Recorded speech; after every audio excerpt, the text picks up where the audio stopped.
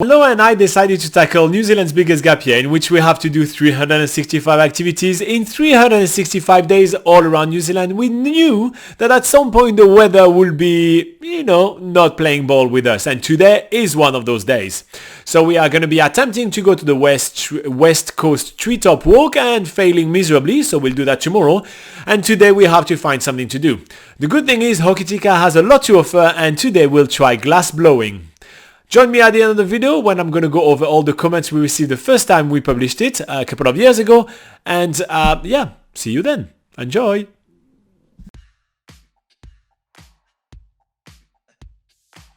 So, today looks like it's gonna be a little bit of a challenge. It is raining a lot. In fact, it is raining more than we have seen any kind of rain since the beginning of this trip.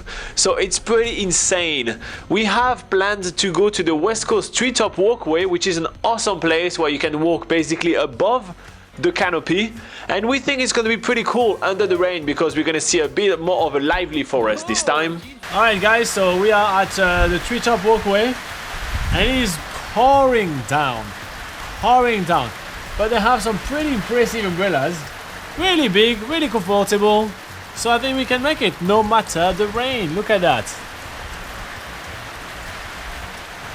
We don't usually let the rain stop us from doing anything, and luckily at the West Coast Treetop Walk they have these epic umbrellas, so we pick up a pair and head into the forest. The first section of the walk is taking us on the bottom of the forest with a few information signs along the way so we can learn about the birds and the vegetation. But the rain is relentless. I have become one with my umbrella. And it seems that the rain is getting stronger and stronger and stronger by the minute. As soon as we arrive on the walkway, we start being bashed by the rain. We are completely soaked and we spend our time trying to hide the camera under the umbrella, but it really doesn't do anything good for it.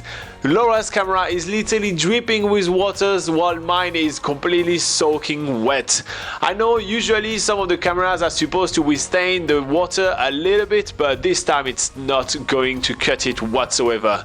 So what we decide to do is to quickly pack the cameras and start running, making our way back toward the camper van. We have to figure something else out today. But the West Coast Treetop Walkway did look really awesome, so we're super keen to come back tomorrow if the weather's better and check it out.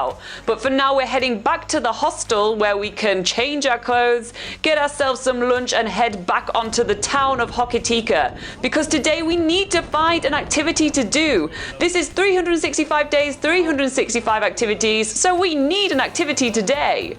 And at the last minute, Robin plans for us to do some glass blowing of all things.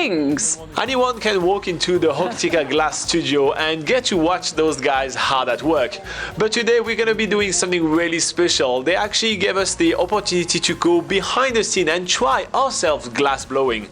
So we're meeting Barry and Anthony that's going to show us a little bit how glass blowing works. First step, you need to retrieve some really hot molten glass from a really hot oven. How hot, you may ask? It's actually 1127 degrees Celsius. That is super hot in my book. Then you put the glass into some sand or colored kind of mixtures. I'm not really 100% sure what that is. And then you heat it again. This helps give the shade into the glass. After that, it's time for shaping it.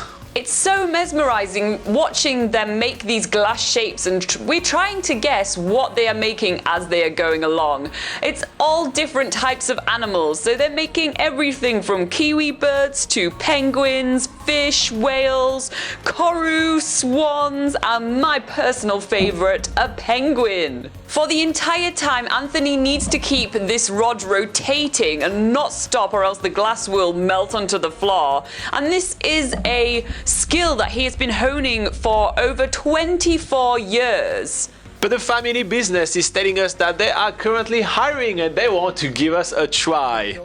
Anthony is showing us one more time what to do. He is molding a bit of a penguin right now. He's burning its beak to make it more pointy, and he's completely rotating it constantly so it doesn't fall on the floor, and then it's our turn to try. After a couple of explanations, I am going first into glass blowing business. Are you guys guessing what I'm going to be molding right here? The first step of our glass blowing apprenticeship is going to be to learn how to properly blow glass. So Anthony is preparing a glass blowing rod, and our first exercise is going to be to try to blow a perfect shaped bubble. This takes much more skills than you think of, because you need to blow and exhale at the same time in a proper rhythm so the glass blowing doesn't just break or even collapse on itself. So after a quick demonstration, it's my turn. I've quickly figured out that you need to blow much harder than what I thought. It actually takes a lot of air to actually get even the first bubble coming out. And every time I need to take some air in, it creates an indentation inside the bubbles because I end up exhaling more than I inhale. It's just crazy. And now it is my turn to blow some glass. So here we go. I am blowing as hard as I can, and my glass is turning into the weirdest shape until it finally breaks at the end, and we actually get to feel how thin glass can get. It feels like film. So it turns out that Laura and I have failed our glass blowing apprenticeship. They are not looking to hire us, so we'll have to stick to traveling around and telling you guys what are the awesome things to do everywhere.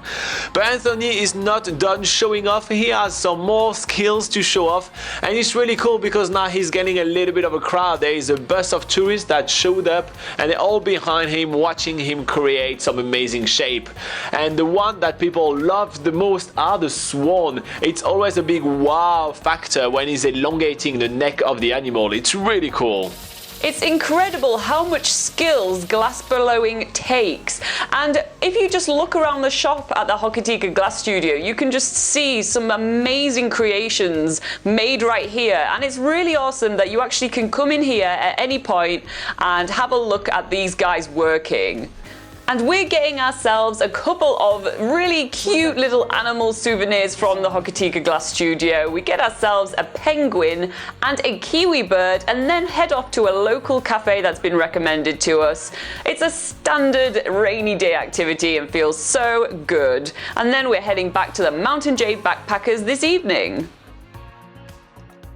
I was like, no, I just told myself. And then, no, I just told myself. No, I just told myself. No, I just told myself. This is not a technical difficulty. This is just a technical difficulty with vlog.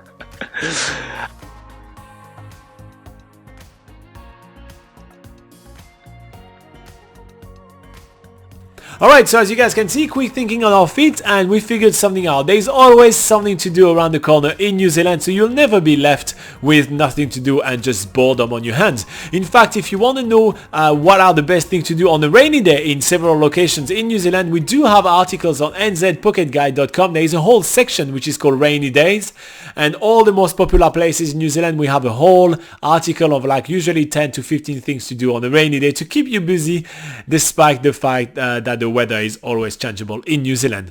Anyway, let's go over the comment that we received the first time we published the video.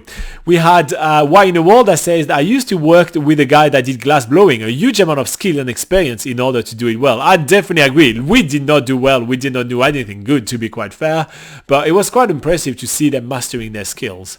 The Mad Mogi said I worked there for 5 years, and then jeans are awesome, good times. That's pretty cool, knowing that someone actually worked there, shared with us. That's pretty cool. So yeah, and Why in the World was asking if we were back in the UK editing all those videos and everything. No, we are in New Zealand. We're staying in New Zealand. We've been in New Zealand for a while, and we run New Zealand's largest travel guide here. So we're not planning on going anywhere. We're staying in New Zealand. Alright guys, if you did find this video useful, hit like, hit subscribe. It's a great free way for you to say thank you to us for all our hard work, and join us during one of our live sessions if you feel like doing so. It's happening every Sunday at 8 AM New Zealand time. In the meantime, you guys are awesome. You are the reason we we're making those videos. You are the reason why we're getting drenched under the rain to show you the best thing to do in New Zealand. So keep rocking the world and we'll keep making those videos. Thank you very much. Bye bye.